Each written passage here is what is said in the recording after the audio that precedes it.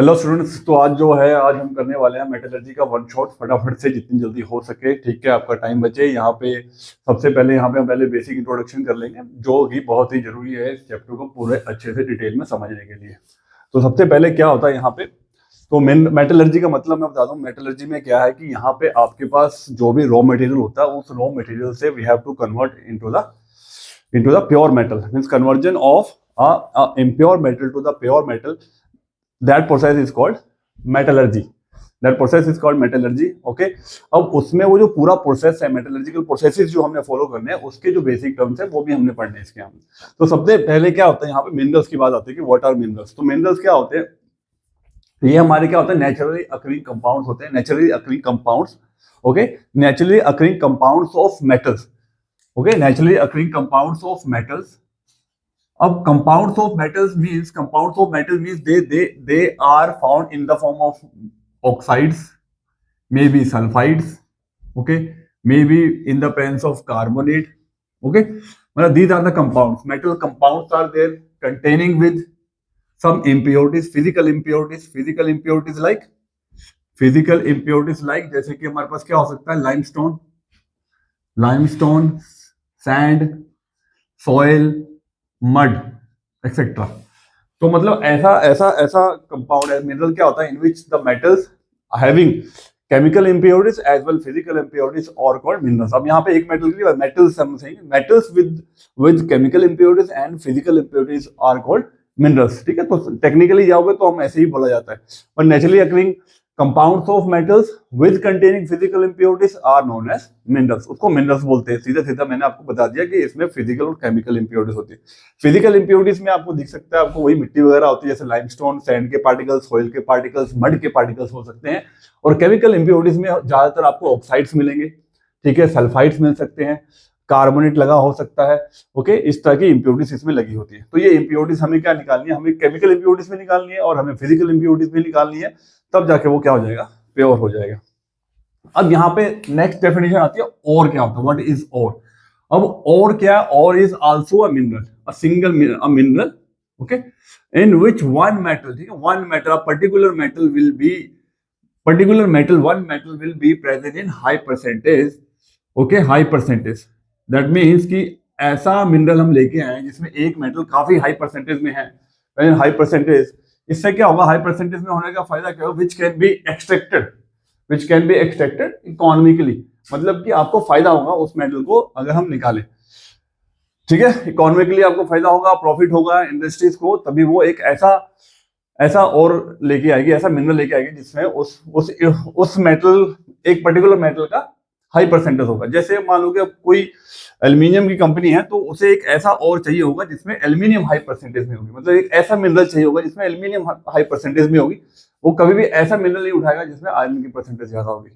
Similarly अगर कोई iron की कंपनी है, तो वो कौन सा मिनरल उठाएगी जिसमें आयरन हाई परसेंटेज में होगा, ना कि एल्यूमिनियम हाई परसेंटेज में होगा। तो हर एक इंडस्ट्रीज की अपनी एक डिमांड होती है, उसके हिसाब से वो क्या उठाएगा, एक पर्टिकुलर मिनरल उठाएगा, और वो उसके लिए और तब बन जाएगी जब उसके अंदर उसकी इंटरेस्टेड मेटल क्या होगी, हाई परसेंटेज में होगी, which can be extracted economically, conveniently and profitably. ठीक है, इस तरह से। तो ये हो गया मेरी और की डेफिनेशन। अब this ore also contains the similarly physical impurities as well as the chemical impurities. तो जिसमें एक मेटल हाई परसेंटेज में होती है वो आपकी और होती है। बहुत सारी मेटल्स हो जिसमें उसमें आपके केमिकल इंप्योरिटीज भी हो और फिजिकल इंप्योरिटीज भी हो, उसको हम क्या बोलते हैं, मिनरल बोलते हैं। व्हाट इज गैंग्यू, गैंग्यू के साथ एक चीज और होती है जिसको हम क्या बोलते हैं, मैट्रिक्स।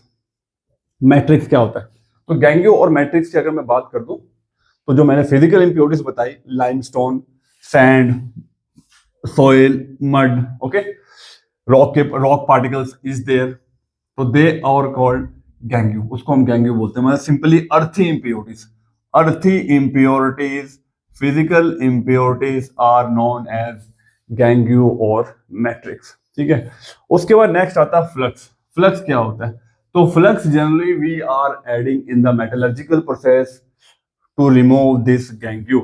तो फ्लक्स एक ऐसा सब्सटेंस है जो किसको निकालने के काम आता है, गैंग्यू निकालने के काम आता है। तो फ्लक्स मतलब एक एग्जांपल अगर मैं बोलूं, तो फ्लक्स का एक एग्जांपल था कैल्शियम ऑक्साइड। तो ये एक एग्जांपल है फ्लक्स का, जो मैं क्यों डाल रहा हूं, ताकि मैं क्या निकाल सकूं, गैंग्यू निकाल सकूं, अर्थी इंप्योरिटीज को निकाल सकूं। ठीक है, अब वो जो अर्थी इंप्योरिटीज हैं आपकी, यानी कि जो मैट्रिक्स है, उसको निकालने के लिए हम क्या डाल रहे हैं, फ्लक्स डाल रहे हैं। तो इन दोनों के मिक्सिंग से जो कंपाउंड बनता है, जो मतलब मिक्सचर बनता है, जो रिजल्ट्स मिलते हैं, उसको हम क्या बोलते हैं, स्लैग। तो that is the slag. Example इसमें अगर मैं बोलूं कि जैसे मान लो मेरे पास एक अर्थी इंप्योरिटी है सिलिकॉन डाइऑक्साइड, फ्लक्स डाला मैंने CaO, तो इन दोनों के मिक्सिंग से एक फ्यूजन से एक कंपाउंड बना जिसको हम क्या बोल रहे हैं, स्लैग। तो इसका फॉर्मूला क्या है, CaSiO3। That's all about. तो ये हमारे पास जो टर्म थे वो हमने एक बार कर लिए हैं। तो एक बार फिर मैं बता देता हूँ मिनरल्स क्या है। The metals containing physical as well as chemical impurities metals. और क्या होती है, a mineral in which particular metal will be in high percentage which can be extracted economically and profitably.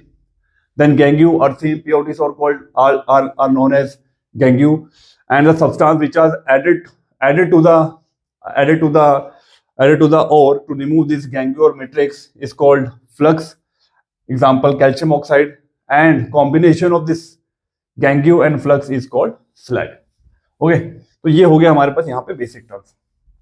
अब यहाँ पे कुछ एग्जांपल्स करनी है आपने, ठीक है, और की एग्जांपल्स में, जिसमें हमें एक आपने करनी है एल्यूमिनियम की examples, second example we have to do for the zinc, और थर्ड जो हमने करनी है वो आयरन के लिए। तो एल्यूमिनियम की अगर मैं और की बात करूं तो उसका फॉर्मूला होता है एक Al2O3.2H2, जिसका नाम क्या है, बॉक्साइट। ओके, बॉक्साइट होता है। दूसरा इसमें अगर आप एग्जांपल करना चाहते हो तो एक होता है कोरंडम। इसका फॉर्मूला भी बस इसका पहला वाला उठा लो, Al2O3। तो बॉक्साइट तो इज वेरी वेरी इंपॉर्टेंट। दूसरा आप कोरंडम लिख सकते हो, Al2O3। इसके साथ एक और आती है जिसको हम क्या बोलते हैं, cryolite. Very important compound this is cryolite.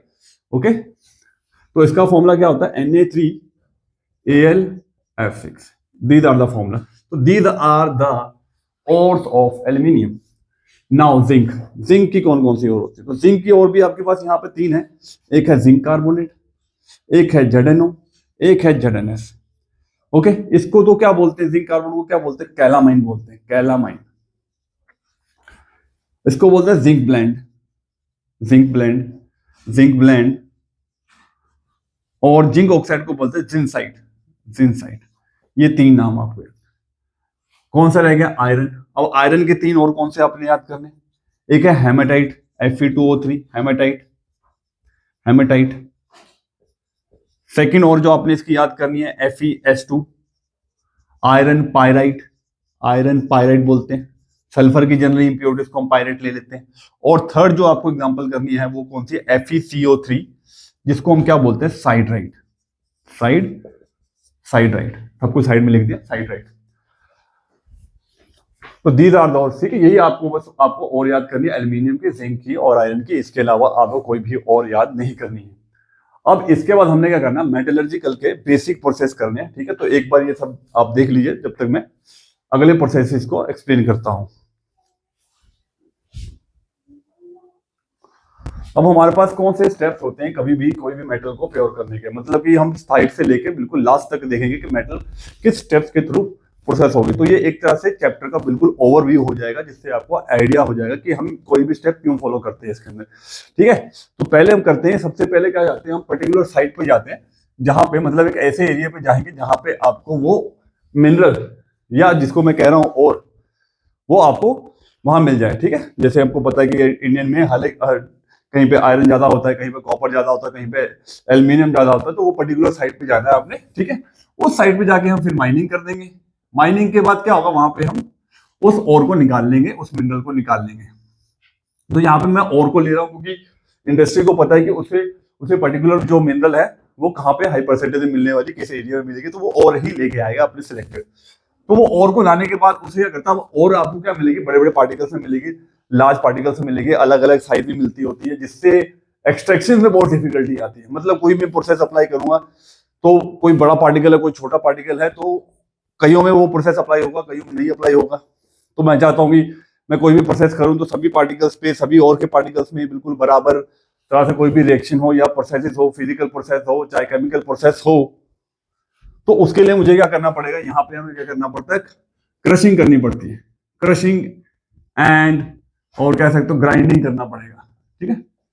Crushing और ग्राइंडिंग करते हैं, यहाँ पे मिल्स होती है हमारे पास, बड़ी बड़ी बॉल बेयरिंग मिल्स होती है, उसके अंदर हम ये सारे और के पार्टिकल्स को डाल देंगे, तो जो लार्ज पार्टिकल्स हैं वो स्मॉल पार्टिकल्स में चेंज हो जाएंगे इनटू द स्मॉल पार्टिकल्स। क्यों कर रहे हैं, स्मॉल पार्टिकल्स में आ जाते हैं, एक साइज के हो जाते हैं, मतलब स्मॉल पार्टिकल्स, ठीक है, स्मॉल पार्टिकल्स में आ जाएंगे। उससे क्या होता है, यहाँ पे पूछा जाता है कि why we are doing grinding and crushing.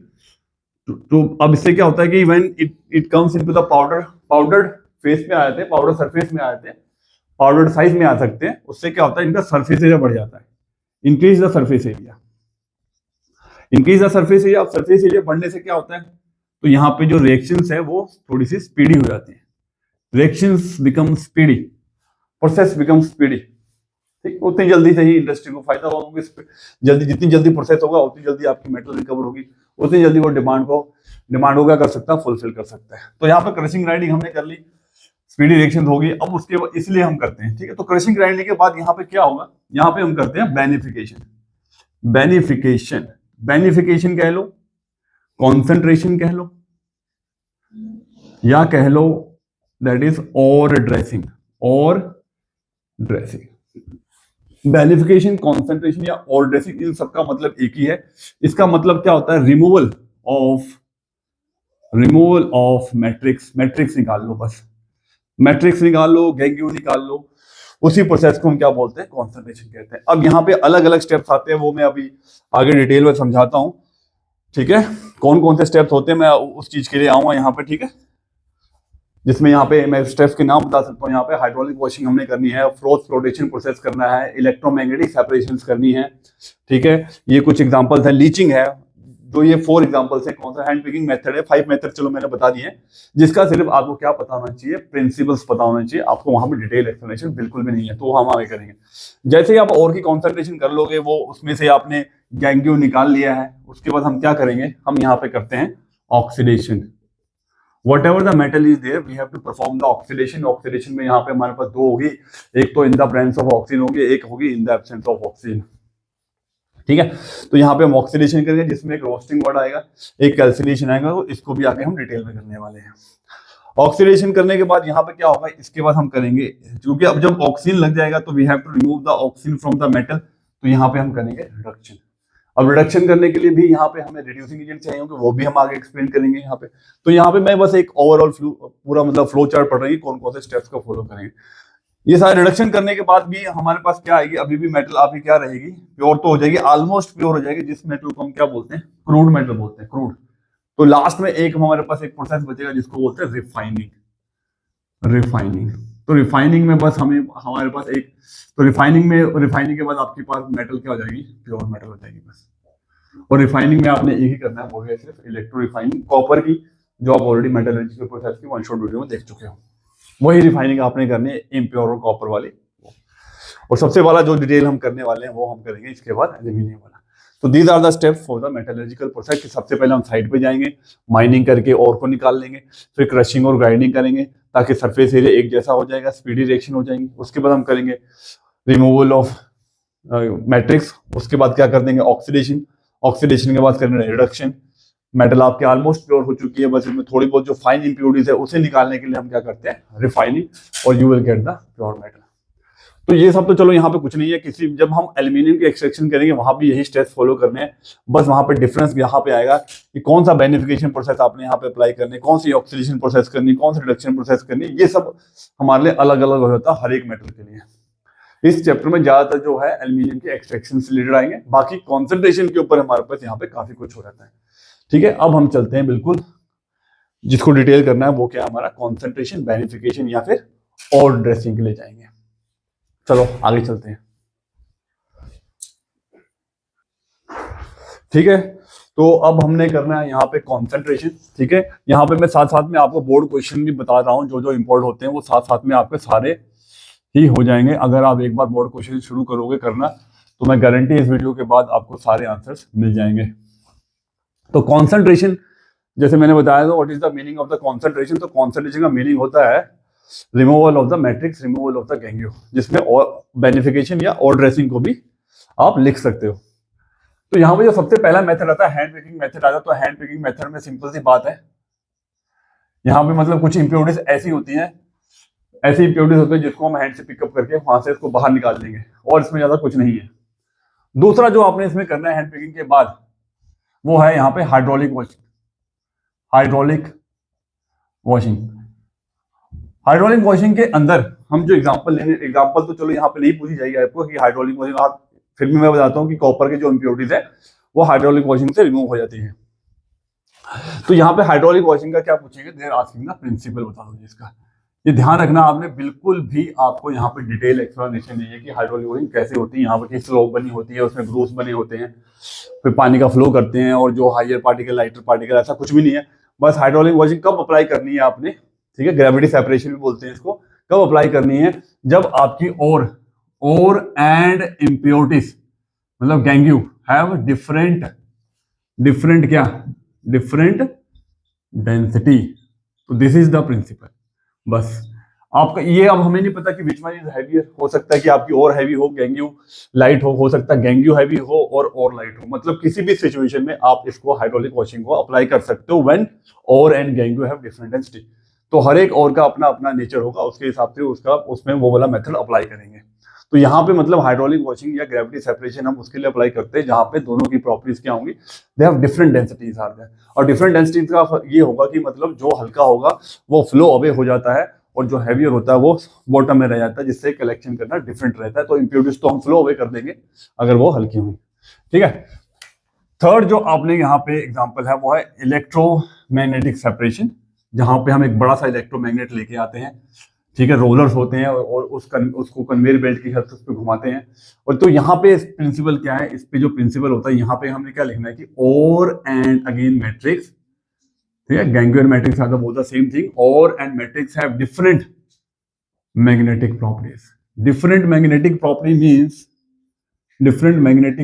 Means कि your ore can be magnetic in nature which can be attracted by the magnet, and your matrix or gangue will be non magnetic in nature। मतलब एक magnetic होना चाहिए, एक non magnetic, क्योंकि जब आप electromagnet apply करोगे तो वहां पे जो इम्प्योरिटीज होंगी वो नॉन मैग्नेटिक है, तो वो बिल्कुल भी स्टिक नहीं करेगी इलेक्ट्रोमैग्नेट के साथ, और जो आपकी क्या कहते हैं, आपकी जो और है वो अगर वो मैग्नेटिक है तो वो बिल्कुल स्टिक कर जाएंगे इलेक्ट्रोमैग्नेट के साथ।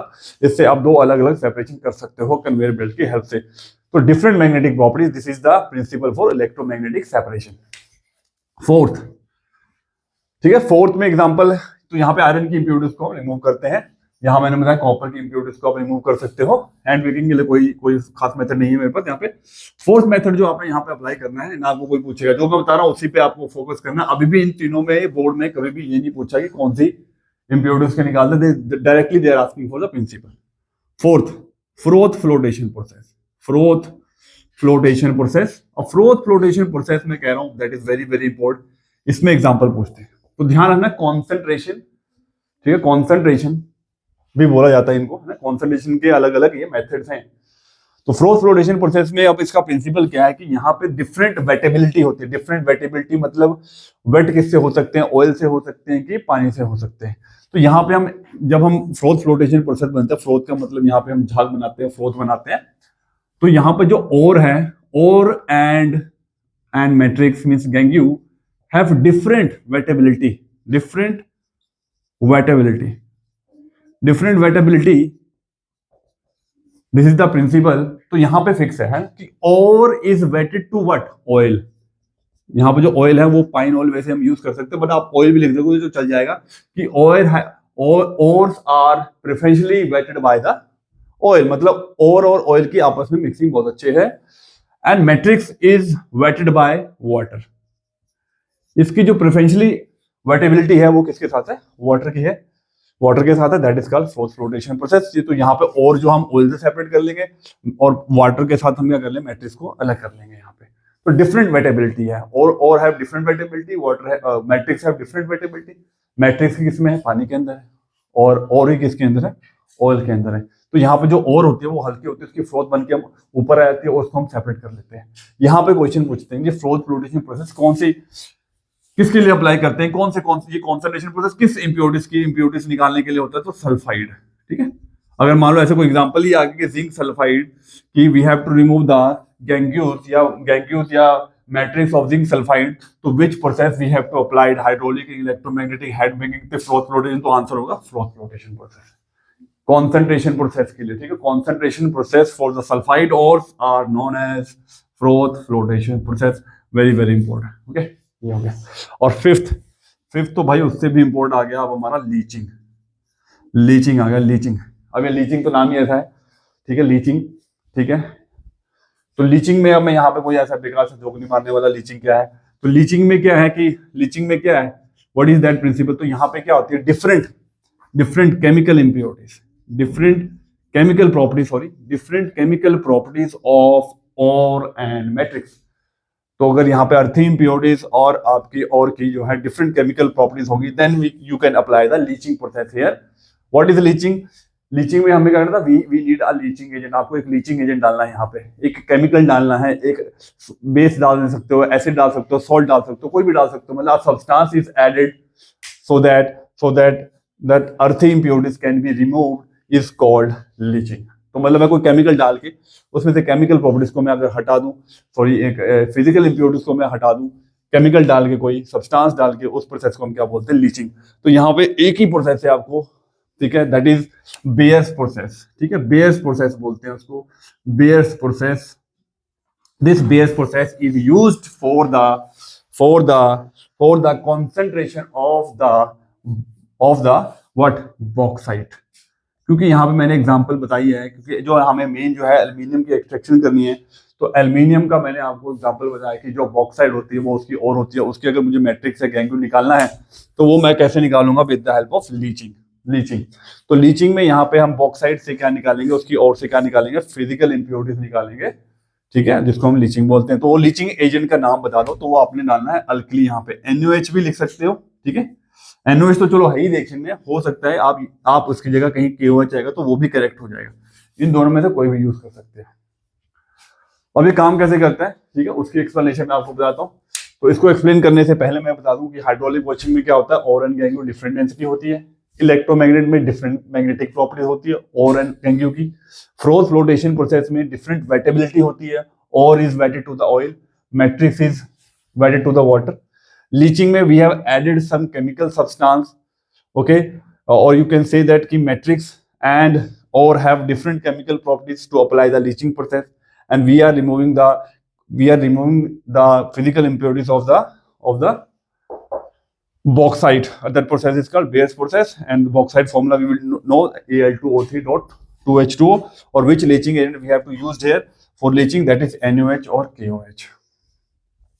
Now we will explain the Beer's process. Okay, for Beer process, which is the chemical equation is there, we have to require here chemical equation। तो आपको मैं बता दूं यहाँ पे जो हम बॉक्साइड लेने वाले हैं, और बॉक्साइड का फॉर्मूला क्या होता है, Al2O3.2H2O। और आपको मैं एक और चीज बता दूं कि जो यहाँ पे एल्युमिनियम है वो एक एम्फोटेरिक मेटल है, एम्फोटेरिक ऑक्साइड है, इसलिए ये एसिड से भी रिएक्ट कर सकता है, बेस से भी रिएक्ट कर सकता है, ठीक है। अब यहाँ पे डिफरेंट केमिकल प्रॉपर्टीज है, उसी का हमने यहाँ पे फायदा उठाना है, ठीक है। तो समझ लो यहाँ पे ये लीचिंग बहुत ही इंपॉर्टेंट प्रोसेस है बॉक्साइड के लिए। तो बॉक्साइड फॉर्मूला क्या होता है, Al2O3.2H2O, this is your bauxite. अब बॉक्साइड के साथ क्या है, यहाँ पे मैट्रिक्स है, मतलब मैट्रिक्स का मतलब यहाँ पे अर्थी इंप्योरिटीज है, ये अर्थी इंप्योरिटीज निकालने हैं, डिफरेंट प्रॉपर्टीज है, डिफरेंट केमिकल प्रॉपर्टीज है।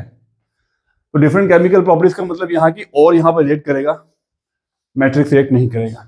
तो what we are adding here, we are adding here NaOH, that is your leaching agent, sodium hydroxide. तो आपको पता है ये आपका एम्फोटेरिक मेटल है, यहाँ पे ये क्या बनाएगा, Meta aluminate, NaO2Na, Al O2, aluminate क्या होता है बेटा, Al O2-1, ये होता है aluminate, Meta aluminate -1 valency, sodium है 1 वैलेंसी, तो ये फॉर्मूला बनेगा। तो ये हमारा एसिड प्लस बेस एक तरह से सॉल्ट प्लस वाटर वाली इक्वेशन हमारे पास यहाँ पे हो रही है यहाँ पे, ठीक है। उसके बाद जब आप इसको बैलेंस करना शुरू करोगे, देखो 2 एल्यूमिनियम है, 2 एल्यूमिनियम कर दो, ऐसे आपको 2 सोडियम मिल गए, यहाँ पे 2 सोडियम कर दो आप।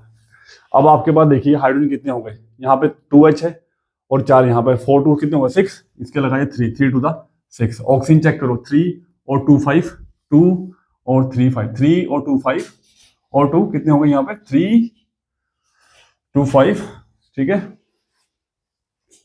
5 और 2 7, 2 टू द 4 और 3 7, ये बैलेंस हो गई है। अब मैं आपको बता रहा हूँ यहाँ पे जो आपकी ये और है, it is reacted with the sodium hydroxide because it have a different chemical properties and matrix cannot react with NaOH, it will not react है। तो इसी का हम एडवांटेज उठाते हैं कि डिफरेंट केमिकल प्रॉपर्टीज है। तो यहाँ पे आपकी जो ओर है वो तो मैंने मेटल एल्यूमिनेट में कन्वर्ट कर ली, और ये क्या होता है soluble, means you have converted a ore into the soluble substance. Now what is left, plus earthy impurities, okay, earthy impurities is there. अब यहाँ पे अर्थी इंप्योरिटीज क्या आपकी इनसॉल्यूबल है, ठीक है, और ये आपकी जो ओर है वो तो हमने सॉल्यूबल फॉर्म कर ली मेटल एल्यूमिनेट फॉर्म में। अर्थी इंप्योरिटीज आपकी इनसॉल्यूबल है, तो आपको पता है यहाँ पे क्या अप्लाई करना होता है, we have to apply here filtration. Filtration apply कर दो। फिल्ट्रेशन अप्लाई होने के बाद क्या होगा, अर्थी इंप्योरिटीज रिमूव हो जाएंगी, आपके पास क्या बचा NaAlO2, ये आपके पास बचा। तो आप कह सकते हो विदाउट अर्थी इंप्योरिटीज प्योर फॉर्म में आ गया। तो मैंने एक काम तो कर दिया, यहाँ पे we have remove the concentration, but यहाँ पे मेरा केमिकल नेचर चेंज हो गया क्योंकि मुझे Al2O3 चाहिए था, अब ये NaAlO2 फॉर्म में आ गया है, NaO2 फॉर्म में आ गया है। इसे कैसे निकालोगे अब, इसको फिर इसी फॉर्म में कैसे लेके आएंगे, तो इसे भी लेके आना पड़ेगा। और मेटल आपको पता है, यहाँ पे हम लिक्विड में क्या करेंगे, हमें तो सॉलिड में चाहिए एल्यूमिनियम मेटल, तो वो भी करना पड़ेगा।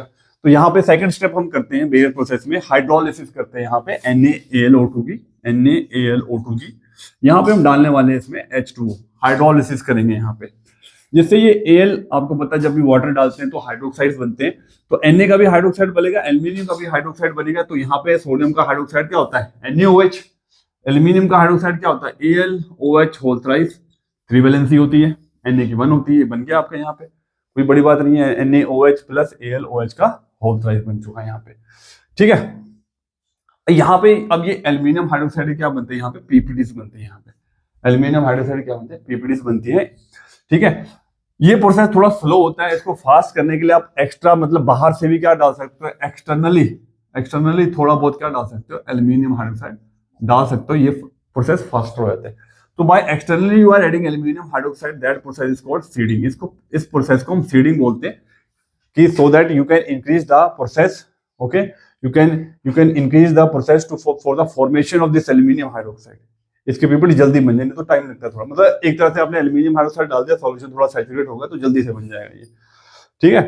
तो ये हमारा एल्यूमिनियम हाइड्रोक्साइड बन गया। तीसरे स्टेप पे हम क्या करते हैं, इस एल्यूमिनियम हाइड्रोक्साइड की जो प्रेसिपिटेट है इसको आपने क्या करना है, हीट करना होता है। हीट करने के बाद पता जो हाइड्रोक्साइड का जो H2 है वो बाहर हो जाएगा और ऑक्साइड आपका सामने आ जाएगा Al2O3।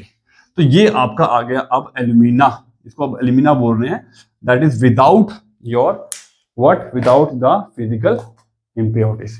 तो ये स्टेप्स होते हैं। इसके बाद जब आप इसको बैलेंस करने जाओगे तो 2 एल्यूमिनियम मिल जाएगा, 2 एल्यूमिनियम इधर भी है, 3 to the 6 है, ये 3H2 है, ये सिंपल सी इक्वेशन है, ये आपके बैलेंस हो गया है। तो ये मेरा प्योर एल्यूमिना आ चुका है। बाकी अब इसका ऑक्सीजन निकालने वाला प्रोसेस आगे आएगा, वो हम आगे करेंगे, जो मेन प्रोसेस है आपका होल एंड हेरोल्ड प्रोसेस वो। तो ये बेस प्रोसेस के यहाँ पे हमारे पास स्टेप हो चुके हैं, ठीक है। बाकी इसको अगर आप हम बैलेंस करेंगे तो यहाँ पे 2H2 लगा दो तो आपका बैलेंस हो जाएगा, क्योंकि 4H है यहाँ पे टोटल, 3H ये है, 1H हो जाएगा, 4H हो जाएगा, 1 एल्यूमिनियम Na और सब कुछ बैलेंस हो गया। तो दिस इज योर लीचिंग। तो यहाँ पे ये लीचिंग होगा जब हम पूरा एल्यूमिनियम का एक्सट्रैक्शन करते हैं, तो जब कॉन्सेंट्रेशन की बात आएगी तो यही वाला ही प्रोसेस आपको अप्लाई करना है। तो concentration of bauxite can be done with the help of leaching. Concentration of sulphide ores is done by the froth flotation process. दोनों इंपॉर्टेंट है आपके। तो इसको मैंने एक्सप्लेन कर दिया है। डिफरेंट केमिकल प्रॉपर्टीज थी यहाँ पे, जिससे मेरी जो मैट्रिक्स है वो एसिडिक रह जाती है, अर्थी इंप्योरिटी जिसको बोलते हैं, वो इंसोल्यूबल फॉर्म में रहेगी, फिल्ट्रेशन से बाहर हो जाएगी। फिर सोडियम मेटाल्यूमिनेट को हम हाइड्रोलिसिस करेंगे और हाइड्रोक्साइड फॉर्म में ले आएंगे, पीपीडी फॉर्म में ले आएंगे। इस पीपीडी को हम क्या कर लेंगे, फिर हीट करके प्योर एल्यूमिना फॉर्म में ले आएंगे। अब यहाँ पे हमने कॉन्सेंट्रेशन के जो स्टेप्स है, वो कॉन्सेंट्रेशन के जो एक्सप्लेनेशन थे, जो 5 स्टेप्स है वो हमने कर लिए। कॉन्सेंट्रेशन के बाद जो मैंने जो स्टेप्स बताए थे यहाँ पे जो पीछे फ्लो चार्ट में, उसके बाद क्या था आपका यहाँ पे कि आपको करना है यहाँ पे ऑक्सीडेशन। तो ऑक्सीडेशन के भी 2 चीजें हैं, एक रोस्टिंग और एक कैल्सिनेशन, उसी को करते हैं हम आगे। अब नेक्स्ट हमारे पास जो है यहाँ पे ऑक्सीडेशन के, मैंने आपको बोला 2 चीजें करनी है। एक मैंने बताया ऑक्सीडेशन, ठीक है, रोस्टिंग के बाद roasting and calcination will be there, ठीक है, रोस्टिंग और कैल्सिनेशन। ऑक्सीडेशन के हमारे पास 2 मेथड है यहाँ पे। तो यहाँ पे कई बार डिफरेंस भी आया था। तो रोस्टिंग हम कब करते हैं, तो आपने क्या करनी है यहाँ पे, कब करनी है आपने रोस्टिंग, तो रोस्टिंग करने के लिए यहाँ पे हमने करनी है heating in the presence of air. Presence of air में करना है आपने, इन द प्रेजेंस ऑफ एयर। किसको, एक तो हो गया प्रेजेंस ऑफ एयर करना है, ये होता है absence of air, absence of air you can see that, और you can say less supply of oxygen will be there, ठीक है, थोड़ी बहुत एयर चली भी गई, ठीक है, लैक ऑफ एयर कह सकते हो या लिटिल सप्लाई ऑफ एयर कह सकते हो। Second, roasting is done for the sulphide ores, sulphide ores. अब यहाँ पे मैं एक चीज आपको करेक्ट कर दूं, जब मैंने सल्फाइड ओर्स की फिजिकल इंप्योरिटीज निकाले तो मैंने आपको बोला था उसको बोलते कॉन्सेंट्रेशन, उस मेथड का नाम क्या था, फ्लोरेशन प्रोसेस। जब आपने सल्फर की इंप्योरिटीज को निकालना है, ठीक है, केमिकली निकालना, मतलब ऑक्सीडेशन करनी है, सल्फाइड ओर को निकालना, सल्फर को निकालना बाय ऑक्सीडेशन मेथड, उसको क्या बोलते हैं, रोस्टिंग बोलते हैं, ध्यान रखना है। वहां पे हमने फिजिकल इंप्योरिटी निकाली थी, और रोस्टिंग एक तरह की केमिकल इंप्योरिटीज निकालने के काम आता है, वो भी सल्फर की। तो sulphide are remove with the help of roasting. और कैल्सिनेशन में हम क्या रिमूव करते हैं, carbonate impurities will be remove, carbonate impurities. अब यहाँ पे सल्फाइड की इंप्योरिटी निकालते हैं, वहां पे कार्बोनेट की। और आपको सल्फाइड की अगर हम रोस्टिंग करते हैं तो यहाँ पे कौन सी गैस रिलीज होगी, सल्फर डाइऑक्साइड। और यहाँ पे कार्बोनेट को अगर हम हीट करते हैं मतलब, तो यहाँ पे कौन सी गैस निकलेगी, CO2। दोनों के ऑब्जर्वेशन आपको पता है, बहुत ज्यादा non metallic oxide both can turn slime water milky, but one of the gas can does not change the acidified potassium dichromate solution from orange to green. वो कौन सी गैस है, कमेंट कर देना, ठीक है। CO2 और SO2 के मैंने बहुत अच्छे से ये दोनों चीजें मैंने यहाँ पे बता रखी हैं आपको एसिड्स के अंदर। उसके बाद यहाँ पे हम करने वाले हैं यहाँ पे एग्जांपल, तो मैं यहाँ पे ले रहा हूँ जिंक सल्फाइड यहाँ पर ले रहे हैं। तो जिंक सल्फाइड को अगर मैं यहाँ पे रोस्टिंग से निकालने वाला हूँ, क्योंकि सल्फर दिख गया तो मैं रोस्टिंग करूंगा, सीधी सी बात है, इसको निकालने के लिए। तो in the presence of oxygen क्या होगा, zinc combine with oxygen to form zinc oxide, और sulphur combine with oxygen to form SO2। बस सल्फर प्लस O2 और जिंक ऑक्साइड हो गए। यहाँ पे बैलेंस कर लेते हैं यहाँ पे। तो आप देख सकते हो यहाँ पे ऑक्सीजन हमारे पास क्या है, यहाँ पे 2 3 है, तो इसको बढ़ाओगे तो यहाँ एटलीस्ट आपको 2 तो लगाना पड़ेगा ताकि 4 हो जाए। इसके अगर 2 लगाओ, 2 जिंक हो गया, 2 जिंक हो गया, ठीक है। 2 सल्फर हो गए, तो सल्फर अगर 2 हो चुके हैं तो यहाँ पे भी सल्फर 2 करना पड़ेगा। 2 हो गया, 2 टू द 4 और 4 टू 6, तो 6 करने के लिए हम क्या करेंगे, यहाँ पे 3 लगा देंगे। तो ये बैलेंसिंग हो गई है। कार्बोनेट इंप्योरिटीज में यहाँ पे एक सिंपल सी एग्जांपल ले लेता हूँ, इसी के जिंक कार्बोनेट। इसको आपने हीट करना। अब हीट तो करने आप क्या है, ये भी क्वेश्चन बन सकता है कि सर यहाँ पे बिना ऑक्सीजन के कैसे हीटिंग हो सकती है। तो बेटा हो सकती है, आपने क्या करना, आपने एक चैम्बर लेना, उसमें अपने ओर को डाल देना, पूरी तरह से उसको बंद कर देना। Outer heating will be there, मतलब without air we are heating it, ठीक है। तो it will give zinc oxide plus CO2, ठीक है। ये हो गया, ये वही मेटल ऑक्साइड है जो आपको पता है कि when it is hot it have a yellow colour, और when it is cold it have a white color, metallic oxide, zinc oxide। तो this is the difference between roasting and calcination, ठीक है। यहाँ पर आपको, ठीक है, रोस्टिंग और कैल्सिनेशन का डिफरेंस पता लग चुका है यहाँ पर। तो अगर आपको सल्फर की इंप्योरिटीज दिखती है, सल्फाइड की इंप्योरिटीज दिखती है, तो आप रोस्टिंग करोगे, और अगर आपको कार्बोनेट की इंप्योरिटीज मिलती है तो आप क्या करोगे, कैल्सिनेशन। दोनों प्रोसेस में आपको क्या मिलने वाला है, मेटल ऑक्साइड मिलने वाला है। तो यहाँ पे पहले हम हम पूरे स्टेप के थ्रू चल रहे हैं, तो यहाँ पे हम मेटलर्जिकल प्रोसेस करते हुए यहाँ पे हमने मेटल के ऑक्साइड बना लिए। मेटल के ऑक्साइड इसलिए बना ले जाते हैं क्योंकि बाद में ऑक्सीजन निकालना इजी रहता है और मेटल जल्दी प्योर हो जाती है। तो हमने एक इंडस्ट्रियल्स वालों ने क्या कर दिया, एक स्टेप बना लिया, एक प्रोसीजर बना लिया, जिससे मेटल को इजिली क्या कर सके, हम प्योर कर सके। तो यहाँ पे जो नेक्स्ट स्टेप आने वाला वो हमारा क्या आने वाला है, रिडक्शन, रिमूवल ऑफ ऑक्सीजन। तो removal of oxygen is called reduction. अब रिडक्शन भी हमारे पास अलग अलग रहेंगे, क्योंकि यहाँ पे मैंने एक सीरीज बना दी है, रिएक्टिविटी सीरीज, ठीक है, जिसमें आपको पता है ये हाई रिएक्टिव मेटल्स होते हैं यहाँ पे, ठीक है, they are highly reactive metals, ठीक है। तो ये जो हाई रिएक्टिव मेटल है, इनकी अगर ऑक्सीजन निकालनी हो तो सिंपल रिडक्शन से नहीं बनता, ये होते हैं इलेक्ट्रोलाइसिस से, ठीक है, इलेक्ट्रोलाइसिस से। तो high reactive metal oxides can be remove with the help of electrolysis.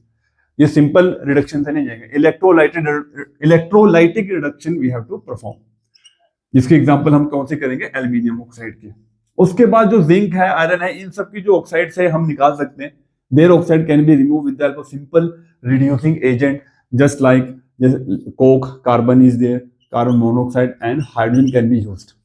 Okay, उससे नीचे वाले जो मेटल्स है, हाइड्रोजन के नीचे वाले, जैसे कॉपर हो गया या मरकरी हो गया, ठीक है, अगर दिख रहा है तो ठीक है, कॉपर और मरकरी, ये तो मतलब कि ऐसे होते हैं कि मतलब कॉपर के लिए तो या तो सल्फर लगा होता है, ठीक है, तो उनके लिए कोई रिड्यूसिंग इनकी रिक्वायरमेंट नहीं पड़ती, we don't need any reducing agent, ठीक है। उनका उसकी इंप्योरिटी ही काम कर जाती है एज ए रिड्यूसिंग एजेंट। आपको सिलेबस में है नहीं, तो इसलिए मैं यहाँ पे बता भी नहीं रहा। मरकरी का ऑक्साइड जो है वो सिंपल हीटिंग से ही निकल जाता है, ठीक है, सिंपल हीटिंग, आप मरकरी ऑक्साइड को सिंपल हीटिंग करो, उसका ऑक्सीजन निकल जाएगा। सिल्वर की सिंपल हीटिंग करो, उसका ऑक्सीजन निकल जाएगा। बाकी गोल्ड और प्लेटिनम आपको पता ऑलरेडी वो नेटिव स्टेट में होते हैं, ठीक है। यहाँ पे मेरे को एक चीज और आ गई, जैसे नेटिव बोलते हैं कि नेटिव स्टेट क्या होता है, या नेटिव मेटल्स क्या होती हैं? तो मतलब जो बिल्कुल ऑलरेडी प्योर स्टेट में होती है, जिसमें कोई ना कोई केमिकल इंप्योरिटीज होती है, ना जल्दी कोई फिजिकल इंप्योरिटीज होती है, minor impurities are there, that type of metals is called native metals बोलते हैं, प्योर स्टेट में जिसको बोलते हैं, जिसमें आपके पास गोल्ड और प्लेटिनम, ठीक है, ये मेटल्स आ जाती हैं, सिल्वर, ठीक है, थोड़ी बहुत इंप्योरिटीज होती है, नेटिव मेटल्स बोलते हैं। और जैसे बाकी सारी मेटल्स जो होती है उसमें काफी फिजिकल इंप्योरिटीज, केमिकल इंप्योरिटीज होती है, तो वो जो होती है वो क्या होती है, हमारी कंबाइंड स्टेट्स मेटल हो जाता है। ओके, ये नेटिव स्टेट होती है, वो कंबाइंड स्टेट फॉर्म में होती है, तो उनको निकालने के लिए हमें ये सारा प्रोसेस यहाँ पे हमें करना पड़ेगा। अब मैं यहाँ पे रिडक्शन को थोड़ा सा डिटेल करा देता हूँ आगे आपको, ठीक है। तो मैं रिडक्शन की बात करने वाला हूँ। तो मैंने बोला कि हाई रिएक्टिव मेटल्स जो होती हैं उनको हम सिंपल रिड्यूसिंग एजेंट से हम उसको रिड्यूस नहीं कर सकते, क्योंकि अगर आप रिड्यूस करोगे वो इतने रिएक्टिव होते हैं, दोबारा ऑक्सीजन से रिएक्ट कर देंगे और ऑक्साइड्स बन जाएंगे। तो उसको जबरदस्ती मेथड से हमको क्या करना पड़ेगा, उनका ऑक्सीजन निकालना पड़ेगा। वो कौन सा मेथड है? इलेक्ट्रोलिसिस मेथड है। और बाकी जो है ये कार्बन मोनोऑक्साइड और हाइड्रोजन, ये भी बहुत अच्छे रिड्यूसिंग एजेंट है, मतलब लो क्वालिटी में है, मतलब सस्ते आ जाएंगे तो भी ये बहुत अच्छा काम कर देते हैं। मिडल रिएक्टिविटी सीरीज को मतलब हम कह सकते हैं इनसे अप्लाई किया जा सकता है, ठीक है। और उसके बाद तीसरा मैंने जैसे बताया कि जो आपके मरकरी होते हैं या सिल्वर होता है, उनको आप सिंपल हीटिंग से भी निकाल सकते हो। अब मैं यहाँ पे कुछ एग्जांपल्स लेने वाला हूँ, जैसे कि मान लो मेरे पास यहाँ पे, अब मैं जैसे एल्यूमिनियम ऑक्साइड की एग्जांपल तो मैं अभी नहीं बता रहा, क्योंकि इसका ऑक्सीजन मैं कैसे करूंगा, इलेक्ट्रोलाइसिस से समझाऊंगा। जैसे आपने मैंने पहले ही ऑलरेडी इलेक्ट्रोलाइसिस इसलिए पढ़ा दिया था, जिसमें आप एनोड कैथोड लगा के यहाँ पे हम इसको एल्यूमिनियम को अलग कर लेंगे, ऑक्सीजन को अलग कर लेंगे। ये तो मैंने एक्सप्लेन करना ही है आपको होल एंड हरोल्ड प्रोसेस में, बाकी चीजें जो है हम आगे समझेंगे, ठीक है। इलेक्ट्रोलाइसिस को तो मैं एक्सप्लेन करूंगा। मेन यहाँ पे जैसे मान लो मैं यहाँ पे उठाता हूँ, जैसे कि आयरन का ऑक्साइड हो गया, कोई FeO हो गया या PbO हो गया मेरे पास, ठीक है। इनका अगर मुझे ऑक्सीजन निकालना है, या जैसे मैंने अभी जिंक ऑक्साइड बनाया था, ठीक है, इनके ऑक्साइड निकालना है, तो यहाँ पे कार्बन मोनोऑक्साइड या हाइड्रोजन। अब यहाँ पे क्वेश्चन आता है, ठीक है, देखिए मैंने यहाँ पे मैं यूज कर रहा हूँ, मान लो मैंने यूज कर लिया यहाँ पे कार्बन मोनोऑक्साइड यूज कर लिया, यहाँ पे मैंने कर लिया हाइड्रोजन, और यहाँ पे मान लो कार्बन यूज कर लिया। तो यहाँ पे जिंक ऑक्साइड के लिए मैं बहुत ज्यादा प्रेशराइज करूंगा आपको कि यहाँ पे पूछा जाता है कि इन तीनों में से कौन सा रिड्यूसिंग एजेंट जिंक ऑक्साइड के लिए यूज करना है, तो कार्बन ही यूज करना है, ठीक है। Zinc oxide can not be reduce by hydrogen and carbon monoxide. Her reaction यहाँ पे फिजिबल नहीं होती, कुछ रिएक्शन को हमें देखना पड़ता है वो रिएक्शन फिजिबल होगी कि नहीं होगी। जैसे आपको डिस्प्लेसमेंट रिएक्शन के बारे में पता ही है कि कौन किसको डिस्प्लेस कर सकता है, वो हाई रिएक्टिव होता है, लो रिएक्टिव का केस होता है। यहाँ पे हमें देखना पड़ता है कि रिएक्शन जो है वो फिजिबल है या नहीं। तो कार्बन जो है, ठीक है, कार्बन जो है वैसे तो मतलब तीनों किसी भी मतलब iron oxide, lead oxide, zinc oxide तीनों कर सकता है, बट अगर मैं बोलूंगा हाइड्रोजन का ये रिड्यूस कर सकता है जिंक ऑक्साइड को नहीं, कार्बन मोनोऑक्साइड कर सकता है जिंक ऑक्साइड को नहीं। तो कार्बन ही एक, मतलब अगर आपको डाउट है कि भाई कौन सा उठाएं, तो आप कार्बन उठा लो। मिडल रिएक्टिविटी जो ये जो मॉडरेट है, जो बिटवीन है सीरीज, इसके ऑक्साइड निकालने के लिए आप कार्बन यूज कर सकते हो, ठीक है। कार्बन मोनोऑक्साइड और हाइड्रोजन को भी हम यूज कर सकते हो, पर जिंक के लिए नहीं, ठीक है, जिंक के लिए नहीं। ये क्वेश्चन बनता होता है हमें। बाकी आप देखो यहाँ पे क्या होने वाला है, ठीक है। तो ये ऑक्सीजन निकल जाएगा, ऑक्सीजन किसके साथ चल जाएगा, CO के साथ, ये क्या बन जाएगा, CO2, और आयरन हवा क्या हो जाएगा, प्योर हो जाएगा। Pb अकेला रह जाएगा, ठीक है, हाइड्रोजन कंबाइन हो जाएगा ऑक्सीजन से, क्या बन जाएगा, H2। तो इस तरह से ये रिड्यूसिंग एजेंट है। Carbon combine with oxygen to form carbon monoxide, क्या बन गया यहाँ पे, जिंक। तो इस तरह से आपके मेटल विदाउट ऑक्सीजन हो गए, क्या होगा, रिडक्शन होगा। तो they are act as reducing agent, simple सा है। जो क्वेश्चन बनता था मैंने बता दिया। इस प्रोसेस को हम बोलते हैं स्मेल्टिंग, ठीक है, स्मेल्टिंग बोलते हैं। अब मैं जैसे मैं बोला था मरकरी ऑक्साइड, अब मरकरी ऑक्साइड जो है एक लो रिएक्टिव सीरीज का मेटल है, बहुत ही नीचे वाली मेटल है। इसके लिए हमें कोई रिड्यूसिंग एजेंट यूज करने का रिक्वायरमेंट नहीं है। सिंपल हीटिंग करके इसका Hg अलग हो जाएगा और ऑक्सीजन यहाँ पे अलग हो जाएगा। ये तो आपने छोटी क्लास में भी पढ़ा होगा, 9th क्लास में भी पढ़ा था, प्रैक्टिकल केमिस्ट्री में पढ़ा था। इसकी ऑब्जर्वेशन बड़ी फेमस है। ये ऑरेंज रेड कलर का कंपाउंड होता है, हीटिंग के बाद एक सिल्वर मिरर की लेयर बनाता है व्हाइट कलर की, और रिकंडेंस द ग्लोइंग वुडन स्प्लिंटर। आपने इस तरह की ऑब्जर्वेशन इसमें पढ़ी थी, ठीक है। यहाँ पे मैं सिल्वर ऑक्साइड भी लिखूंगा तो सिल्वर प्लस ऑक्सीजन यहाँ पे आराम से हो जाएगा, ओके। तो this is all about the reduction process. एक चीज और रहेगी यहाँ पे, एल्यूमिनोथर्मी जिसको बोलते हैं, एल्यूमिनोथर्मी।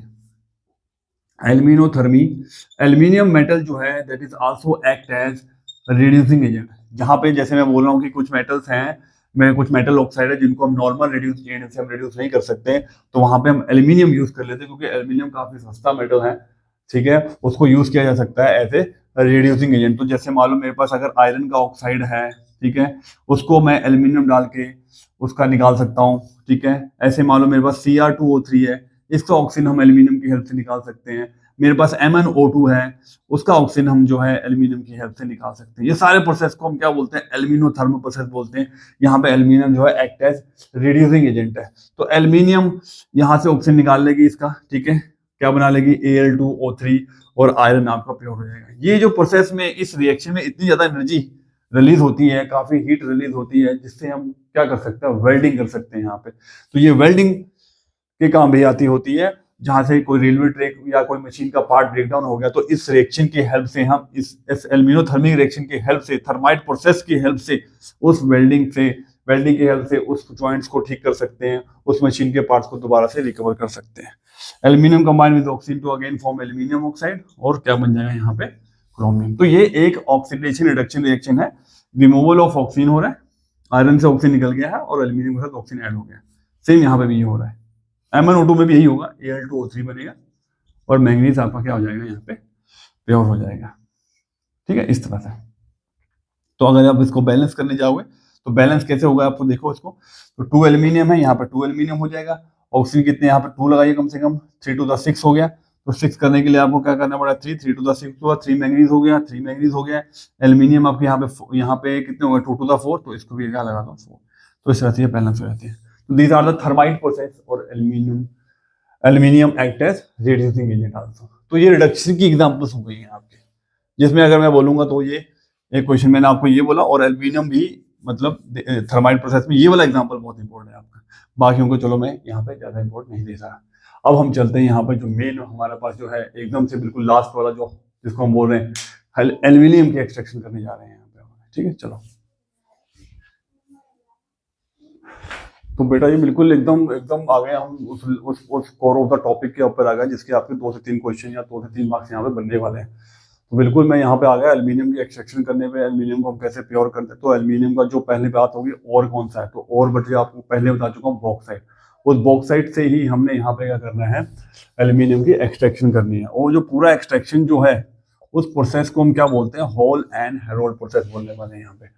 तो बॉक्साइट लिया, तो बॉक्साइट वही पहले हमने ओर को लिया, फिर हम उसी कॉन्सेंट्रेशन करेंगे, वही लीचिंग करेंगे, जो बेस प्रोसेस जिसको बोलते हैं, सोडियम हाइड्रोक्साइड डाल के हम वहां पे ले आएंगे Al2O3 को। तो मतलब मैं ऑलरेडी इसको एल्यूमिना फॉर्म में ले आया हूँ with the help of bear process, जिसको हमने क्या बोला, लीचिंग, कॉन्सेंट्रेशन हम करके ले आए हैं इसकी।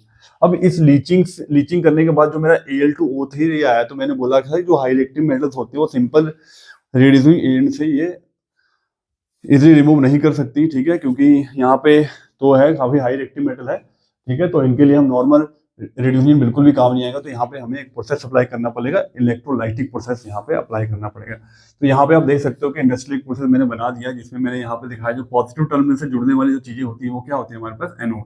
ये एनोड जो इलेक्ट्रोड्स हैं, यहाँ पे मल्टीपल इलेक्ट्रोड्स होते हैं, 3 4 6 8 जितने बनाने आप बना सकते हो। ये किस चीज के बने हुए हैं, ये कार्बन के बने होते हैं। ये कार्बन रॉड्स है। यहाँ पे जो आपका कैथोड है, ये पूरा चेंबर ही आपका कैथोड है, आप देख सकते हो। ये पूरा जो कैथोड है आपका, यहाँ पे नेगेटिव टर्मिनल है, जिसको हम क्या बोल रहे हैं, कैथोड। तो ये भी कार्बन का ही है, ये कार्बन की एक पूरी लाइनिंग है। ठीक है, ये कार्बन लाइनिंग जिसको बोल रहे हैं, एक लेयर है। और ये बाहर जो है एक आयरन का टैंक है। तो इस आयरन टैंक के ऊपर मतलब एक परत है, एक लेयर है हमारी, किसकी, कार्बन की है, कार्बन लाइनिंग बोल रहे हैं इसके। अब यहाँ पे हमने क्या डाल रखा है, इसमें हमने क्या डाल रखा है, इलेक्ट्रोलाइट डाल रखे हैं इसके अंदर। अब वो इलेक्ट्रोलाइट कौन से हैं, ठीक है, अब वो इलेक्ट्रोलाइट कौन से हमारे, अब यहाँ पे इलेक्ट्रोलाइट जो है आपका, मतलब क्या सा इलेक्ट्रोलाइट है, ऑब्वियसली यहाँ पे हमारे पास मिक्सचर है किस चीज का।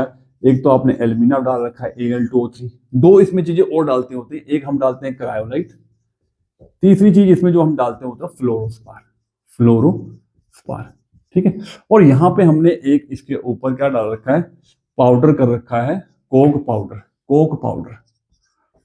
ठीक है, कोक, ये वो कोक नहीं है जिसकी बात तुम सोच रहे हो, वो नहीं है। कोक पाउडर मतलब कार्बन है, यहाँ पे पाउडर फेंक रखा है इसके ऊपर, हमने स्पिकल कर रखा है। अब इस सब का रोल आपको पता होना चाहिए क्या क्या है, वो हम करने वाले हैं यहाँ पे। तो सबसे पहले यहाँ पे हम क्या करने वाले हैं, यहाँ पे मैं बताने वाला हूँ कि जो हमारा कि एल्यूमिना, तो चलो क्या चीज है, एल्यूमिना आपका मेन क्या होगा, यहाँ पे मेन आपका और होगा यहाँ पे, जिससे हमने एल्यूमिनियम को एक्सट्रैक्ट करना है। तो ये एक बड़ा पुअर कंडक्टर ऑफ इलेक्ट्रिसिटी होता है, बहुत ज्यादा अच्छे से कनेक्ट नहीं करता इलेक्ट्रिसिटी। तो इसकी कंडक्टिविटी बढ़ाने के लिए, to increase the electrical conductivity of this aluminum oxide, we are adding here, what we are adding here we are adding fluorospar। ठीक है, फ्लोरोस्पार CaF2 ऐड करते हैं तो इंक्रीज द इलेक्ट्रिकल कंडक्टिविटी। एक क्वेश्चन तो आपका ये हो गया, ठीक है। Plus it also act as solvent. दूसरी चीज इसमें जो डाली जाती है, फर्स्ट चीज तो है, दूसरी second thing that we have added here, cryolite. Cryolite add कर रहे हैं। Formula of cryolite is your Na3Al(F6). ये क्यों डालते हैं? तो low down the fusion temperature of this alumina 2050 degrees Celsius to 950 degrees Celsius. Very very important. It also act as solvent. ठीक है, सॉल्वेंट की तरह भी काम करता है। It also act as solvent. ये दो चीजें लिखनी है आपने, क्योंकि अगर आप मेटल की एक्सट्रैक्शन करते हो, एल्यूमिनियम की एक्सट्रैक्शन हम करते हैं, तो जो मतलब काफी high temperature we need to extract this aluminium metal. तो अगर मैंने अगर इतने हाई टेम्परेचर पे किया ना, तो टेम्परेचर अगर हाई पे किया, जो 2000 टेम्परेचर पे हम करते हैं, तो मान लो मेरी एल्यूमिनियम अगर प्योर होके आ भी गई, तो इस टेम्परेचर पे क्या हो जाती है, बिल्कुल वेपराइज हो जाती है। एल्यूमिनियम आपकी वेपराइज हो जाएगी 2000 डिग्री सेल्सियस पे, क्योंकि इसका मेल्टिंग पॉइंट जो है इतना ही है, ठीक है, बॉइलिंग पॉइंट कह सकते हो, जिसपे वेपर्स बनने लग जाए इसके। तो ये इतने पे, तो हमें क्या करना है, हम चाहते हैं कि आपकी मेटल वेपराइज ना हो, ठीक है, आपकी मेटल जो हमें एज इट इज मिल जाए, लिक्विड शेड में मिल जाए या मेटल सॉलिड शेड में मिल जाए। तो उसके लिए हम ये क्या डालते हैं, क्रायोलाइट डालते हैं। तो ये क्रायोलाइट क्या करता है, इस फ्यूजन टेम्परेचर को जो हमारा 2050 तक जा रहा था, उसको कहां तक ले आता है, 950 डिग्री सेल्सियस तक ले आता है। तो 950 डिग्री सेल्सियस पे आपके एल्यूमिनियम जो है वेपराइज हो नहीं सकती, तो हम यहाँ पे क्या मिल जाएगी हमें इजिली, वो सॉलिड स्टेट में मिल सकती है या लिक्विड स्टेट में मिल सकती है, ठीक है। मतलब वेपराइज नहीं होगी, हमें किसी भी फॉर्म में मिल जाए, जैसे यहाँ पे मोल्टन स्टेट में मिलती होती है, जो मतलब कि धीरे धीरे अपने नॉर्मल टेम्परेचर पे जाएगी, तो वो सॉलिड फॉर्म में आ जाएगी। तो that is the application. Okay, तो यहाँ पे हम जो एल्यूमिना लेते हैं वो 20% लेते हैं, और यहाँ पे हम जो लेते हैं ये जो लेते हैं 20% ये भी होता है, और 60% हमारे पास यहाँ पे क्या होता है, क्रायोलाइट। तो इससे हमारा फ्यूल भी बन जाता है, और जो हमने low down the fusion temperature of the mixture from 2050 degree Celsius to 950 degree Celsius. Very very important. Formula of cryolite भी पूछ लेता है, Na3Al(F6). What is the formula of fluorospar? CaF2. What is the use of this fluorospar? It increase the electrical conductivity of this mixture और also act as solvent। ये भी solvent की तरह काम करता है। बाकी एल्यूमिना तो है ही है हमारे पास। अब यहाँ पे हमने एनोड लगा दिया, एनोड पॉजिटिव टर्मिनल, कैथोड हमारा क्या होगा, नेगेटिव टर्मिनल होगा। अब यहाँ पर रिएक्शंस क्या होने वाली है, एल्यूमिनियम किस में टूटेगा, एल्यूमिनियम किस में टूटता है, एल्यूमिनियम 3 पॉजिटिव में। ऑक्सीजन किस में टूटेगा, ऑक्सीजन -2 में।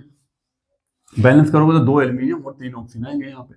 और इसके कौन से आयंस निकलेगा, कैल्शियम फ्लोराइड के Ca2 positive plus 2 fluoride ions निकल जाएंगे इस इलेक्ट्रोलाइटिक मिक्सचर में। इसमें से क्या क्या निकलेगा, इसमें 3 सोडियम है, 3 Na positive plus aluminium 3 positive plus 6 F9। तो ये आयंस है इसके अंदर। इन सभी आयंस में से हमें कुछ नहीं करना, हमें मेन क्या चाहिए, हमें एल्यूमिनियम चाहिए। तो एल्यूमिनियम की रिएक्शन दिखानी है यहाँ पे, ठीक है। और नेगेटिव में आपके पास एक F नेगेटिव है, ठीक है, फ्लोराइड आयन है, और एक ऑक्सीजन है। तो मेन आपने इन दोनों की ही रिएक्शन दिखानी है और कुछ नहीं दिखाना यहाँ पे। यहाँ पे एक क्वेश्चन भी आया था कि in this electrolytic mixture which metal has high bivalent valency. Divalency किसकी है, बाइवेलेंट मेटल कौन सी है, तो bivalent means which have 2 valency. अब यहाँ पे दो सारी मेटल है जिसकी +1 भी है, +2 भी है, +3 भी। Metal with +3 valency aluminium, metal with 1 valency sodium ion, metal with 2 valency calcium 2 ion. ये क्वेश्चन पूछ लेता। उसके बाद यहाँ पे हमारे पास जैसे मैंने कोक पाउडर स्प्रिंकल कर रखा है, उसका भी रोल पूछते हैं कि why we have applied here coke powder here, ठीक है। तो इसका आंसर तो चलो मैं अभी बता देता हूँ कि जो ये कार्बन की जो रोड्स हैं, क्योंकि आपने टेम्परेचर देखो 950 तक कर रखा है, तो 950 में हो सकता है यहाँ पे जितनी भी हम ये 950 है, हमें सारी की सारी हीट यहाँ पे सिर्फ इलेक्ट्रोलाइटिक मिक्सचर को देनी है, ठीक है। बिल्कुल भी हमने इसको इस क्या है एनोड को नहीं देनी है हमें, क्योंकि एनोड क्या हो जाएगा, आपका बर्न हो जाएगा। तो ये अगर ये स्प्रिंकल पाउडर ना हो तो इतनी हीट प्रोड्यूस होगी कि एनोड आपके रेगुलरली बर्न होते रहेंगे और ये प्रोसेस हमारा बिल्कुल भी स्टॉप हो जाएगा। तो हम चाहते हैं जो हीट है सिर्फ इलेक्ट्रोलाइटिक मिक्सचर्स को मिले, बिल्कुल भी यहाँ पे किसको ना मिले, इस एनोड्स का ना मिले, मतलब बर्निंग ना हो यहाँ पे, ठीक है। और जो ये हीट लॉस भी ना हो हमारा, इसलिए यहाँ पे हम जो है एनोड को यहाँ पे हम क्या करते हैं, मतलब इस इलेक्ट्रोलाइटिक मिक्सचर को भी यार कवर्ड विद दिस इलेक्ट्रोलाइट, ठीक है। That is the function of copper. बाकी आगे मैं आगे एक्सप्लेन कर रहा हूँ इस चीज को। तो सबसे पहले यहाँ पे हमने रिएक्शन लिखनी होती है एट, ठीक है। एट क्या लिखनी है हमने, एट एनोड, ठीक है। एनोड पे क्या होता है, ऑक्सीडेशन होता है, ठीक है। तो एनोड पर ऑक्सीडेशन होगा तो एनोड पे कौन सी चीज जाने वाली है, ऑक्सीजन जाने वाली है, ठीक है। ऑक्सीजन -2 वैलेंसी होती है, इसमें से 2 इलेक्ट्रॉन निकालो, -2 इलेक्ट्रॉन, तो क्या बन जाएगा O। अकेला O अनस्टेबल होता है, ये प्राइमरी चीज हो गया, O+ हो क्या बन जाएगा O2। तो आपकी जो एनोड है वो किस चीज की बनी है, कार्बन की बनी है, तो ये आगे क्या करेगा, ये ऑक्सीजन कार्बन से रिएक्ट करता क्या बन जाता है, CO2 बन जाता है। तो यानी कि यहाँ पे आपका जो कार्बन है वो रिएक्ट कर रहा है, तो एक तरफ आपका एनोड क्या हो रहा है, धीरे धीरे क्या हो रहा है, कंज्यूम हो रहा है। तो कंज्यूम हो रहा है तो एक टाइम होगा कि आपके एनोड हमें क्या करते हैं, periodically we have to replace. तो जैसे जैसे एनोड कंज्यूम होता जाएगा धीरे धीरे रिएक्शन की वजह से, कार्बन डाइऑक्साइड बनने से, तो हम यहाँ पे हम इसको करेंगे रिप्लेस भी करते रहेंगे बीच बीच में। तो ये हो गए एनोड के रिएक्शन। अब रह गया मेन एंड कैथोड। अब कैथोड पे क्या है आपकी, कैथोड पे क्या होगा, यहाँ पे कटाइन जाएगा। कौन सा कटाइन, जैसे मैंने बोला इन दोनों की ही रिएक्शन दिखानी है, एल्यूमिनियम 3 पॉजिटिव की। तो कटाइन क्या है, एल्यूमिनियम 3 पॉजिटिव, कितने इलेक्ट्रॉन लेगा कि ये एल्यूमिनियम बन जाएगा, इसकी 3 पॉजिटिव है, कितने इलेक्ट्रॉन लेगा, ये 3 इलेक्ट्रॉन लेगा और क्या बन जाएगा यहाँ पे एल्यूमिनियम, +3 और 3 इलेक्ट्रॉन लेकर क्या बन गया, ये एल्यूमिनियम। कहाँ पे बनेगा, ये कैथोड पे बनेगा। तो कैथोड आपका ये पूरा ही है, तो यहाँ पे पूरा एल्यूमिनियम धीरे धीरे क्या हो रहा है, यहाँ पे डिपॉजिट हो रहा है, यहाँ पे हमारा पास, यहाँ पे धीरे धीरे करके यहाँ पे हमारा एल्यूमिनियम निकलता जाएगा, जिसको हम यहाँ पे ठंडा करके यूज कर लेंगे यहाँ पे। और एनोड पे तो जैसे मैंने आपको बता दिया कि कार्बन डाइऑक्साइड वहां पे बन रही है, ऑक्सीजन रिलीज हो रही थी, जो कार्बन से रिएक्ट करके क्या बना लेगी, CO2 बना लेगी। तो मैं फटाफट से बताता हूँ, आपने एल्यूमिनियम लिया, फ्लोरोस्पार लिया, क्रायोलाइट लिया। फ्लोरोस्पार क्यों लिया, इलेक्ट्रिकल कंडक्टिविटी इंक्रीज कराने के लिए, also act as solvent. Cryolite क्यों लिया, एक्ट एज सॉल्वेंट और it decrease the fusion temperature from 2050 to 950 degree Celsius. दोनों ही कार्बन के बने मेरे एनोड। ये इलेक्ट्रोलाइट के ऊपर मैंने कोक पाउडर क्यों स्प्रिंकल कर रखा है, ताकि मेरे एनोड जो है बर्निंग ना हो उसकी, ठीक है, ठीक है, इसकी बर्निंग ना हो यहाँ पे। और यहाँ पे जो आपकी मेन है, ठीक है, इस एनोड पे कौन सी चीज जा रही है, यहाँ पे ऑक्साइड आयन जा रहा है। तो ऑक्साइड आयन जो है, ठीक है, वो 2 इलेक्ट्रॉन रिमूव कर रहा है, ठीक है। तो एनोड पे आपका हो गया। तो मैंने कोक पाउडर क्यों स्प्रिंकल किया है, so that heat can not be lost from this mixture, it can be directly given to this mixture and your burning of anode will be prevented, that is the application। और reaction तो कोई आसानी थी, oxygen में से 2 electron निकाला, O बन गया, primary change O + O O2 बन गया। अब ये ऑक्सीजन कार्बन से रिएक्ट करेगा, जो हमारा एनोड है, ठीक है, CO2 बन जाएगा, ठीक है। इसलिए एनोड धीरे धीरे कंज्यूम होने लगती है, कम होने लगती है, ठीक है, और फिर हमें दोबारा से एनोड लगाना पड़ता है। कैथोड पे क्या होगा, एल्यूमिनियम बन जाएगा, 3 इलेक्ट्रॉन लेगा और क्या बन जाएगा, यहाँ पे एल्यूमिनियम बन जाएगा। अब यहाँ पे हम आगे करने वाले हैं कुछ, यहाँ पे मैं तो 2 यूज बताता हूँ एल्यूमिनियम को, जो आपको याद करना है। एक तो आपको पता है कि जो एल्यूमिनियम है, यहाँ पे क्वेश्चन आता है नाइट्रिक एसिड पे, कि नाइट्रिक एसिड क्या हम यूज कर स्टोर कर सकते हैं एल्यूमिनियम कंटेनर में। तो यहाँ पे सीधा सीधा बताना है कि एल्यूमिनियम एक पैसिव मेटल है, जैसे आयरन वगैरह होती है, लेड होती है, जिंक होती है, उनके ऊपर एक ऑक्साइड लेयर हो जाती है। तो aluminium can form A oxide layer on it, so that nitric acid can be store on it. ये एक यूज होता है। दूसरा कहाँ पे यूज करते हैं, तो मैंने बताया वेल्डिंग पर्पस में यूज करते होते हैं, जैसे आयरन और एल्यूमिनियम ऑक्साइड, आयरन ऑक्साइड और एल्यूमिनियम का जो मिक्सचर है उसमें काफी हीट रिलीज होती है, वो वेल्डिंग के लिए यूज कर लिया जाता है, ठीक है, जिसको हम थर्माइट प्रोसेस बोलते हैं। ये क्वेश्चन होता है। उसके बाद हमने करने हैं यहाँ पे इसके एलॉयज, ठीक है, एलॉयज करने हैं, वही लास्ट टॉपिक्स रह गए हैं। उसके बाद ये पूरा हमारा वन शॉट खत्म होने वाला है।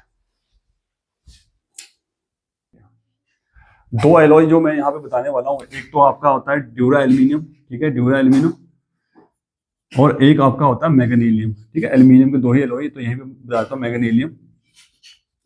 तो इसमें जो मैग्नीशियम है, तो चलो पता लग रहा है कि मैग्नीशियम और एल्यूमिनियम का मिक्सचर है, यहाँ पे मैग्नीशियम और एल्यूमिनियम का है, ठीक है, जिसमें आपकी जो मैग्नीशियम है वो काफी हाई परसेंटेज में होती है, 95, और 5% क्या होता है, मैग्नीशियम होता है। ड्यूरा एल्यूमिनियम, यहाँ पे 4 मेटल्स होती हैं आपकी, ठीक है, कौन कौन सी, एल्यूमिनियम, ठीक है, एल्यूमिनियम के साथ यहाँ पे क्या होती है, यहाँ पे होता है कॉपर, ठीक है, और एक होती है मैग्नीशियम, और एक होता है मैंगनीज। परसेंटेज तो चलो इतनी ज्यादा इंपॉर्टेंट नहीं है, फिर भी यहाँ पे मैं बताता हूँ कि 95% ये होता है, 4% कॉपर होता है, बाकी ये दोनों मेटल जो है आधे आधे परसेंटेज में होती है, 0.5 के अंदर होती है। दोनों ही आपके एल्यूमिनियम की, और दोनों ही मेटल्स हैं, आपको मैं एयरक्राफ्ट जो है, एयरक्राफ्ट बनाने के लिए यूज होते हैं, क्योंकि लाइट मेटल्स हैं। ये तो जो ड्यूरा एल्यूमिनियम वैसे जैसे जैसे हम क्या कह सकते हैं, डोर्स वगैरह हो गए, वो बना सकते हो यहाँ पे, ठीक है। मैग्नीशियम से आप सिंपल लाइट इंस्ट्रूमेंट्स वगैरह यहाँ पे यूज कर सकते हो, बीम बैलेंसेस वगैरह भी यहाँ पे हम बना सकते हैं। तो these are the important examples of magnesium and duralumin. Composition जरूर पूछ लेते किस कौन कौन से कॉम्पोजिशन है, तो कॉम्पोजिशन जरूर याद कर लेना, हो सके तो परसेंटेज भी याद कर लो, पर composition they are very very important, ठीक है। Aluminium, copper, magnesium and manganese. अब मतलब तो मैग्नीशियम तो इसमें भी है और एल्यूमिनियम तो इसके अंदर भी है। अब नेक्स्ट जो हमारे पास जो दूसरे एलॉयज हैं वो हमने करने हैं, ठीक है, दूसरे एलॉय यहाँ पे करेंगे, अपने ध्यान रखना इस चीज का, ठीक है। उसमें मतलब कि हमारे पास 4 एलॉयज हैं, जिसमें से आपका एक तो शोल्डर मेटल करना है, एक आपने करना है उसमें स्टेनलेस स्टील, एक ब्रॉन्ज करना है और एक ब्रास। तो उसी का अब आगे हम जो है कंपोजिशन देख लेते हैं, कौन कौन सी कंपोजिशन है उसके लिए। ठीक है, तो नेक्स्ट जो मैंने एलॉयज बताया वो एक आपने करना है यहाँ पे ब्रास करना है, ठीक है, एक आपने ब्रॉन्ज करना है, ठीक है, एक आपने शोल्डर मेटल करनी है और एक आपने क्या कर देनी है, स्टेनलेस स्टील करनी है। यही चार जो है आपने स्टेनलेस स्टील करना है। ठीक है, मेन इसमें कंपोजिशन है यहाँ पे। ठीक है, यहाँ पे जो कॉपर और जिंक रहता है, ठीक है, 60-40% का रेशियो रहता है, 60 और 40 का रहता है। ठीक है, 40। और यहाँ पे जो ब्रॉन्ज में यहाँ पे भी कॉपर, ठीक है, जिंक और टिन रहता है यहाँ पे। ठीक है, कॉपर जिंक और टिन रहता है यहाँ पे। ठीक है, तो कॉपर जिंक टिन में यहाँ पे भी रेशियो क्या रहता है, यहाँ पे 80% कॉपर रहता है और ये 10% इसका आपका टिन और का रहेगा। और शोल्डर मेटल में दो ही होते हैं, एक तो लेड होता है और एक टिन होता है, जिसको आप 50-50% रख सकते हो, बहुत अच्छा बन जाएगा। और स्टेनलेस स्टील में जो है तो आपका आयरन होता है मेन, तो 75% के अराउंड होता है, 73% लिख लो। ठीक है, इसमें हम निकल और क्रोमियम भी डालते हैं। निकल जो है 18% होता है, क्रोमियम आप 8% लिख सकते हो। ठीक है, बाकी बाकी जैसे भी कुछ बच गया हो, ठीक है, 73 से 75%। बाकी जो परसेंटेज रेस्ट होता है आपने क्या लिखना है, रेस्ट जो है वो रेस्ट परसेंटेज जो है आप कार्बन को लिख सकते हो। ठीक है, जो आप ये जनरली यूटेंसिल्स वगैरह you can form the utensils are there. ठीक है, और ब्रॉन्ज के तो आपको पता है मेडल्स वगैरह बन सकते हैं, स्टैचूज वगैरह बन सकते हैं। ठीक है, ठीक है, और यहाँ पे जो ब्रास के यहाँ पे हम कई बार क्या कहते हैं इलेक्ट्रिकल स्विचेस बना सकते हो, एम्यूनिशन राउंड्स बना सकते हो यहाँ पे। ठीक है, शेल्स वगैरह बन जाते हैं ब्रास मेटल्स के। ब्रॉन्ज के जैसे मैंने बताया यहाँ पे ब्रॉन्ज के मेटल्स बड़े, कॉइन्स, ठीक है, वो बड़े फेमस हैं यहाँ पे। शोल्डर तो आपको पता है, सिंपल जो इलेक्ट्रिकल जॉइंट्स वगैरह लगाते हैं वो हम इस शोल्डर मेटल से ही लगाते हैं, इस एलॉय से लगाते हैं। और स्टेनलेस स्टील तो आपको पता ही है कि दुनिया भर के यहाँ पे जो हमारे यूटेंसिल्स है, बर्तन है, वो सब आप बना सकते हो यहाँ पे। ठीक है, ऑर्नामेंट्स वगैरह भी बना सकते हो। तो यहाँ पे जो है पूरा का पूरा जो है आपका वन शॉट जो है वो कंप्लीट हो चुका है। जितने भी इंपॉर्टेंट क्वेश्चन बनने थे वो मैंने आपको यहाँ पे इस चैप्टर में डील कर दिए। बाकी फिर भी अगर आपको लगता है कि यहाँ कुछ मिसिंग है तो आप मुझे कमेंट करना। ठीक है, बाकी लाइक और सब्सक्राइब जरूर करना है। थैंक यू, मिलते हैं नेक्स्ट वीडियो पे।